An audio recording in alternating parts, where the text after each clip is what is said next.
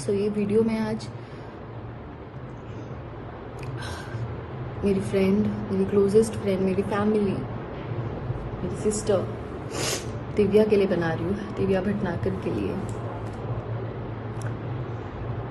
मेरी गोलू मोलू सी क्यूटी सी। She left us, she left me. अभी तो बस उसने स्टार्ट किया था कि अपनी तरीके से वो जिंदगी जिएगी इंडिपेंडेंटली, किसी के ट्रैप में नहीं आएगी, खुद को संभालेगी, खुद को स्ट्रॉन्ग करेगी। And see, and I personally feel कि भगवान शायद खुद उसकी सफरिंग देख नहीं पाए, अंकल उसकी सफरिंग्स देख नहीं पाए। इतने सालों में, पिछले 9-10 सालों में आज तक मैंने कभी नहीं देखा कि दिव्या ने किसी के लिए कुछ गलत किया, किसी के साथ गलत किया या किसी को दुख भी पहुंचाया है। बस लोगों ने सिर्फ उसको ही दुख पहुंचाया है, उसी का ही इस्तेमाल किया है, स्पेशली रिलेशनशिप्स।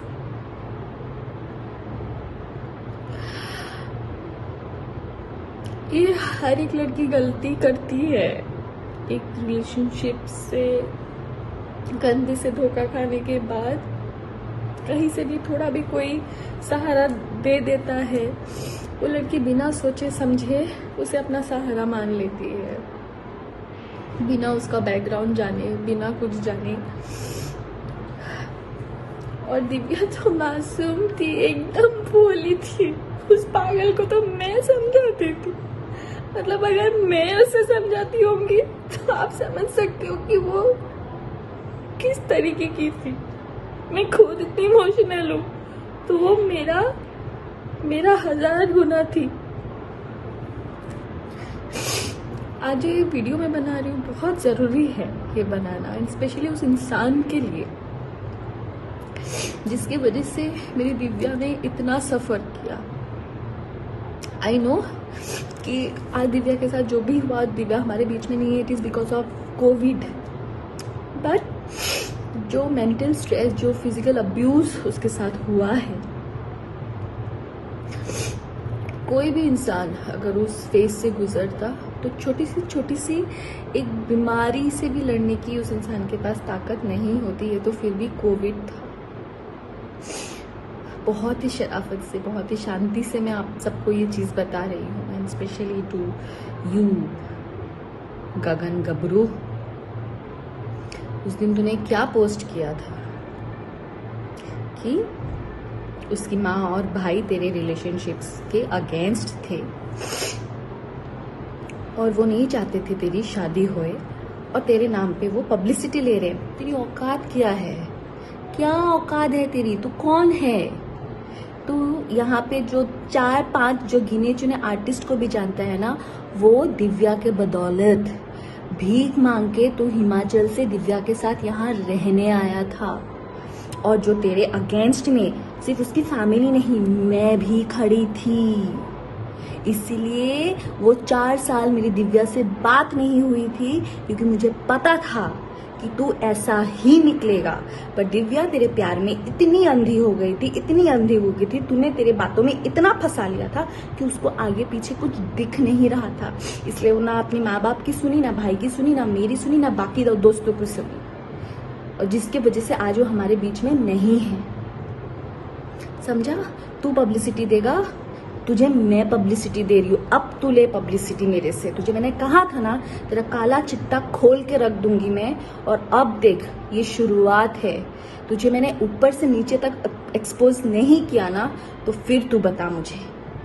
तो तेरे अगेंस्ट जो हम लोग खड़े थे वो इसके लिए गगन गबरू, क्योंकि तू मॉलेस्टेशन एक केस में शिमला में तेरे ऊपर केस चल रहा था, और जिसकी सजा 6 महीने जेल में रह के तू लास्ट ईयर भुगत के आया है, वो भी बेल पे। और अभी कभी भी तू अंदर फिर से जा सकता है, और अभी तू जाएगा ही, क्योंकि तूने जो मारपीट की है दिव्या के साथ इतने सालों तक, तूने जो टॉर्चर किया है, मेंटल टॉर्चर, जिसकी वजह से वो इतनी स्ट्रेस्ड में आ गई, इतनी बीमार पड़ गई, उसको डायबिटीज हो गया। हर एक चीज तेरे वजह से हुआ है, जो तूने उसको टॉर्चर किया है।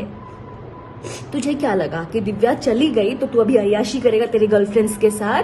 तो सुनो, सो कॉल गर्लफ्रेंड्स जो दिल्ली में और कहाँ कहाँ तुम लोग बैठे हो ना, भलाई तो इसी में ही है कि तुम लोग भी इसके ऊपर एनसी करके सेव हो जाओ, क्योंकि कहीं ये ना हो आज दिव्या है और कल दिव्या की जगह पे तुम लोग हो जाओ। सो अपने आप को बचा लो और इसके ऊपर एक एनसी करके डाल दो, क्योंकि ये ऐसा ही है और पता नहीं अगर इसको अगर हमने अभी नहीं रोका और आगे जाके किस किस लड़कियों की जिंदगी ये बर्बाद करेगा। So and this is to all the industry people, जितने भी आर्टिस्ट हैं, जितने भी इस आदमी के साथ जुड़े हुए हैं, प्लीज इसका बैकग्राउंड चेक कीजिए। हिमाचल शिमला पुलिस स्टेशन में जहां से भी ये है वहां का पुलिस स्टेशन, वहां के जेल का पता कीजिए इसका अच्छे से। इनफैक्ट इसका ओशीवारा पुलिस स्टेशन में भी दिव्या ने एनसी करवा के रखा है। करवा चौथ के दिन ये आया था और उस दिन भी मारपीट करके गया है उसके साथ। और एक तो शादी के बाद से ही वो दिव्या को रोज मार रहा है, उसकी ज्वेलरी भी चुरा के ले गया है। हर एक चीज इस आदमी ने जो दिव्या के साथ किया है विद प्रूफ मैं आप सबके सामने एक एक करके मैं एक्सपोज करूंगी। बट उससे पहले तू सुन ले गगन गबरू, तेरी जिंदगी अब जेल में ही सड़ेगी, ये तू आज समझ ले। तूने जो किया है ना दिव्या के साथ, उसका हिसाब तो भगवान ही तेरा आप करेगा। दिव्या तो अब बहुत अच्छी जगह पे है, वो भगवान की ही बच्ची थी और भगवान के पास ही है, और अंकल को भी नहीं देखा गया उसकी सफरिंग्स, इसलिए वो आज हमें छोड़ के चली गई है। पर तूने दिव्या को हमसे छीना है ना, तू देख जिंदगी भर तू और तेरी माँ जेल में ही सड़ेंगे। तू देख गगन गबरू, तू देख लीगल काउंसलिंग करेगा तू? क्या लीगल काउंसलिंग लिख के रखा है तो अपने प्रोफाइल पे? लीगल काउंसलिंग या जेल में जाके करेगा, या जेल में करके सीख के आया है जाके 6 महीने रह के? तू देख, अभी तेरी पब्लिसिटी मैं करवाती हूँ, तू देख।